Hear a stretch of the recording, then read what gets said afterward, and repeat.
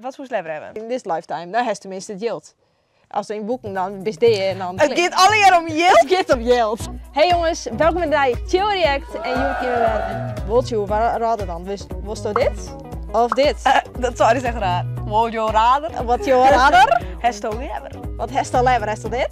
Of is dat dit? Oké, we zitten We gaan het zien. De eerste. Would you rather be famous in this lifetime of be down in the history books? Oké, dus wil je lever op dit moment beroemd wezen? Of wil je nou dat is dit wist in de geschiedenisboek? Ja, maar als het nou famous bent, hè, en ook is dit, dan komt het in de boeken. Nee, dat hoeft net. Ik denk zo dat iemand zoals Lady Gaga, die is no bekend. Of ja. Die lettering, ik denk dat die letter wel in de boeken komt. Nee, waarom zou dat in een geschiedenis... Als het op squallen is, dan leest dat toch net over Lady Gaga of over... Dat is hetzelfde als Michael Jackson.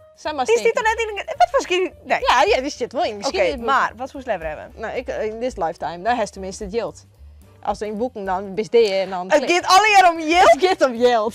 Als het in de geschiedenisboeken komt, dan heeft iets, dan heeft impact maken in de verhaal. Dan heeft iets dien. Maar aan de andere kant kiest ik negatief in. Ja, daarom. Want bijvoorbeeld Hitler of zo, die stiet ik in de boeken.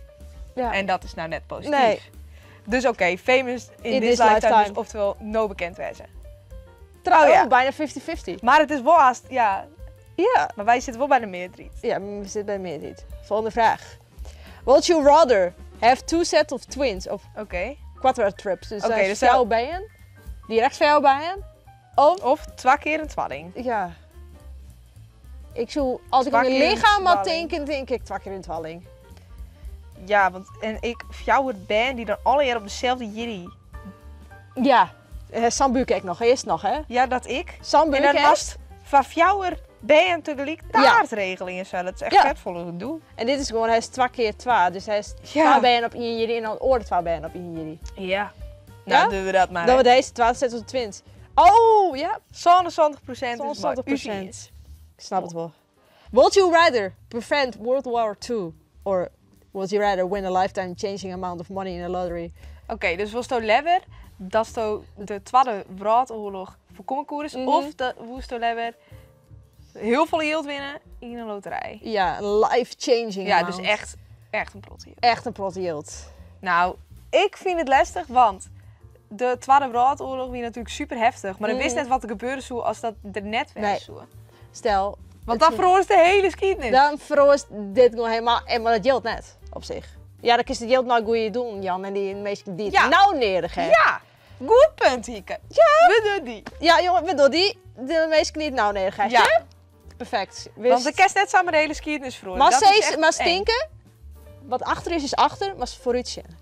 If you had to choose an era to live in, would you rather live in the times of the ancient Roman Greeks or live in the Dark Ages? Oké, dus lever in de oude Grieken en Romeinen of tijdens de middeleeuwen is dit.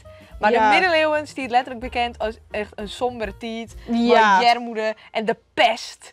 En, maar de Romeinen lekker wel de pest, maar wel minder. Nee, net de pest. Dat ken het. De pest wie je 1300. Dat wist ik gewoon. Ja. Dat wist ik gewoon. Ja. Dus sowieso Grieken en Romeinen, want dat we nog best wel een welvarende tijd. En wist, de middeleeuwen hiet ik de middeleeuwen, omdat het de eeuwen tussen de welvarende periode weer. Dus hier eerst welvaart, toen de middeleeuwen en toen weer welvaart. En daarom heet het de middeleeuwen. The more you know. Ja. Dus. Dan geven we hiervoor, hè? Carpe diem. Oh, zo'n 80%. Welvarend. We geven voor yield. Ja. Tenzij ze slaaf is, dan staat hier de Grieken en Romeinen. Dan baalst wel. Dan baalst. Ja.